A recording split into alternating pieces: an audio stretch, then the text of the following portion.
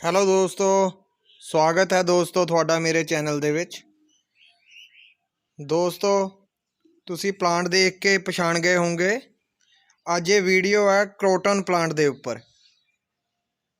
ਕਈ ਦੋਸਤਾਂ ਦੇ ਕਰੋਟਨ ਪਲਾਂਟ ਸਿਆਲਾਂ ਦੇ ਵਿੱਚ ਖਰਾਬ ਹੋਣ ਲੱਗ ਪੈਂਦੇ ਹਨ ਜਾਂ ਉਸਦੇ ਪੱਤੇ ਝੜਨ ਲੱਗ ਪੈਂਦੇ ਹਨ।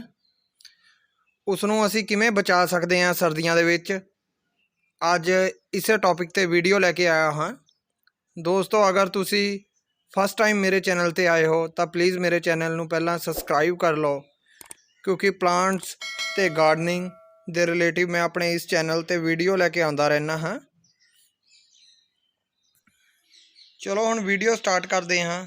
ਦੋਸਤੋ, ਇਹ ਮੇਰੇ ਕੋਲ ਦੋ ਤਰ੍ਹਾਂ ਦਾ ਕਰੋਟਨ ਹੈ। ਇੱਕ ਇਹ ਬੰਗਲੌਰੀ ਕਰੋਟਨ ਹੈ, ਜਿਸ ਦੇ ਪੱਤੇ ਇਸ ਤਰ੍ਹਾਂ ਮਲਟੀ ਸ਼ੇਡਡ ਹੁੰਦੇ ਹਨ, ਅਤੇ ਇੱਕ ਇਹ ਕਰੋਟਨ ਹੈ।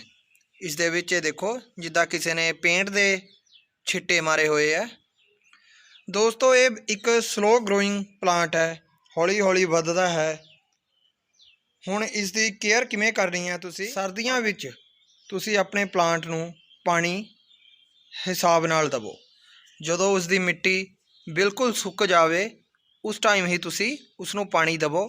ਇਸ ਦੀ ਮਿੱਟੀ ਅਜਿਹੀ ਭੁਰਭੁਰੀ ਹੋਣੀ ਚਾਹੀਦੀ ਹੈ, ਤੁਸੀਂ ਦੇਖ ਸਕਦੇ ਹੋ।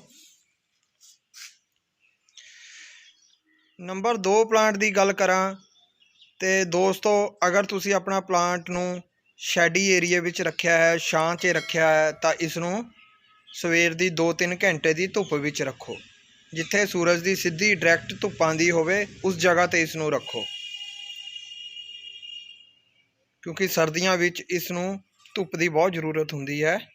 ਨੈਕਸਟ ਕੰਮ ਤੁਸੀਂ ਕੀ ਕਰਨਾ ਹੈ ਦੋਸਤੋ, ਹਫ਼ਤੇ 'ਚ ਇੱਕ ਵਾਰ ਆਪਣੇ ਪਲਾਂਟ ਦੇ ਉੱਪਰ ਪੱਤਿਆਂ 'ਤੇ ਪਾਣੀ ਦੀ ਸਪਰੇਅ ਕਰਨੀ ਹੈ। ਸਪਰੇਅ ਕਰਨੇ ਨਾਲ ਇੱਕ ਤਾਂ ਇਸ ਦੇ ਪੱਤੇ ਨਹੀਂ ਖਰਾਬ ਹੋਣਗੇ, ਦੂਸਰਾ ਅਗਰ ਇਸ 'ਤੇ ਕੋਈ ਪੈਸਟ ਜਾਂ ਮਾਈਟ ਦਾ ਅਟੈਕ ਹੋਵੇਗਾ ਉਹ ਵੀ ਠੀਕ ਹੋ ਜਾਵੇਗਾ। ਨੈਕਸਟ ਕੰਮ ਤੁਸੀਂ ਇਸ ਦੇ ਵਿੱਚ ਫੰਗੀਸਾਈਡ ਪਾਊਡਰ ਲੈ ਕੇ 1 ਲੀਟਰ ਵਿੱਚ 2 ਗ੍ਰਾਮ ਫੰਗੀਸਾਈਡ, ਕੋਈ ਵੀ ਸਾਫ ਬਵਿਸਟਨ ਪਾਊਡਰ ਲੈ ਕੇ ਉਸ ਦੀ ਸਪਰੇਅ ਕਰੋ। ਉਸ ਦੇ ਨਾਲ ਇਸ ਦੇ ਵਿੱਚ ਗਾਲਾ ਨਹੀਂ ਪਵੇਗਾ ਜਾਂ ਇਸ ਫੰਗਸ ਦੇ ਨਾਲ ਗਲੇਗਾ ਨਹੀਂ, ਅਤੇ ਤੁਹਾਡਾ ਬੂਟਾ ਚੱਲਦਾ ਰਹੇਗਾ। ਇਹ ਸਰਦੀਆਂ ਦੇ ਵਿੱਚ ਦੋਸਤੋ ਡੋਰਮੈਂਸੀ ਵਿੱਚ ਚਲਾ ਜਾਂਦਾ ਹੈ ਪਲਾਂਟ। ਸਰਦੀਆਂ ਦੇ ਵਿੱਚ ਤੁਹਾਨੂੰ ਇਸ 'ਤੇ ਨਵੀਂ ਗਰੋਥ ਨਹੀਂ ਦਿਖੇਗੀ, ਪਰ ਇਹ ਡਾਈ ਵੀ ਨਹੀਂ ਕਰੇਗਾ, ਮਰੇਗਾ ਵੀ ਨਹੀਂ ਸਰਦੀਆਂ ਵਿੱਚ। ਹੁਣ ਇਸ ਦੀ ਸਪਰਿੰਗ ਸੀਜ਼ਨ ਫਰਵਰੀ ਵਿੱਚ ਜਾ ਕੇ ਗਰੋਥ ਵਧੇਗੀ, ਉਸ ਟਾਈਮ ਹੀ ਅਸੀਂ ਇਸ ਨੂੰ ਫਰਟੀਲਾਈਜ਼ਰ ਵੀ ਕਰਾਂਗੇ। ਅਗਰ ਤੁਹਾਡਾ ਪਲਾਂਟ ਹੁਣ ਤੁਸੀਂ ਸੋਚ ਰਹੇ ਹੋ ਕਿ ਉਸ ਨੂੰ ਢੇਰ ਦੇ ਦੇਵਾਂ ਜਾਂ ਖਾਦ ਦੇ ਦੇਵਾਂ, ਅਤੇ ਦੋਸਤੋ ਇਸ ਟਾਈਮ ਇਸ ਨੂੰ ਖਾਦ ਦੇਣ ਦਾ ਕੋਈ ਫਾਇਦਾ ਨਹੀਂ ਹੋਵੇਗਾ, ਕਿਉਂਕਿ ਇਹ ਪਲਾਂਟ ਹੁਣ ਰੈਸਟ ਵਿੱਚ ਚਲਾ ਗਿਆ ਹੈ। ਦੋਸਤੋ, ਅਗਰ ਤੁਸੀਂ ਸਰਦੀਆਂ ਵਿੱਚ ਕਰੋਟਨ ਦੀ ਕਟਿੰਗ ਲਗਾਉਣ ਬਾਰੇ ਸੋਚ ਰਹੇ ਹੋ ਤਾਂ ਇਸ ਦੀ ਕਟਿੰਗ ਸਰਦੀਆਂ ਵਿੱਚ ਨਹੀਂ ਲੱਗੇਗੀ। ਇਹ ਜੋ ਬੰਗਲੌਰੀ ਕਰੋਟਨ ਹੈ, ਇਸ ਦੀ ਕਟਿੰਗ ਮਿੱਟੀ ਵਿੱਚ ਲੱਗ ਜਾਂਦੀ ਹੈ। ਅਗਰ ਤੁਸੀਂ ਇਸ ਦੀ ਸਟੈਮ ਲੈ ਕੇ, ਅਜਿਹੀ ਟਾਹਣੀ ਲੈ ਕੇ ਇਸ ਨੂੰ ਮਿੱਟੀ ਵਿੱਚ ਲਗਾ ਦਿਓ ਤਾਂ ਇਹ ਲੱਗ ਜਾਵੇਗੀ। ਔਰ ਜੋ ਇਹ ਦੂਸਰਾ ਕਰੋਟਨ ਹੈ, ਇਸ ਦੀ ਕਟਿੰਗ ਤੁਸੀਂ ਪਾਣੀ ਵਿੱਚ ਵੀ ਲਗਾ ਸਕਦੇ ਹੋ।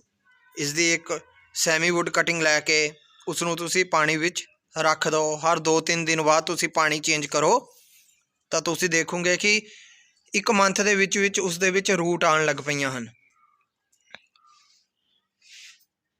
ਦੋਸਤੋ, ਅਗਰ ਤੁਸੀਂ ਇਸ ਵੀਡੀਓ ਨੂੰ ਪਸੰਦ ਕੀਤਾ ਹੈ ਤਾਂ ਪਲੀਜ਼ ਮੇਰੇ ਚੈਨਲ ਨੂੰ ਸਬਸਕ੍ਰਾਈਬ ਕਰਿਓ ਅਤੇ ਬੈਲ ਆਈਕਨ ਨੂੰ ਜ਼ਰੂਰ ਦਬਾ ਲਈਓ, ਕਿਉਂਕਿ ਕੋਈ ਵੀ ਮੈਂ ਨਵੀਂ ਪਲਾਂਟਸ ਅਤੇ ਗਾਰਡਨਿੰਗ ਦੇ ਰਿਲੇਟਿਵ ਕੋਈ ਨਵੀਂ ਵੀਡੀਓ ਲੈ ਕੇ ਆਵਾਂਗਾ, ਨਵੀਂ ਇਨਫੋਰਮੇਸ਼ਨ ਲੈ ਕੇ ਆਵਾਂਗਾ, ਤਾਂ ਉਹ ਸਭ ਤੋਂ ਪਹਿਲਾਂ ਤੁਹਾਡੇ ਤੱਕ ਪਹੁੰਚ ਜਾਵੇਗੀ। Thank you.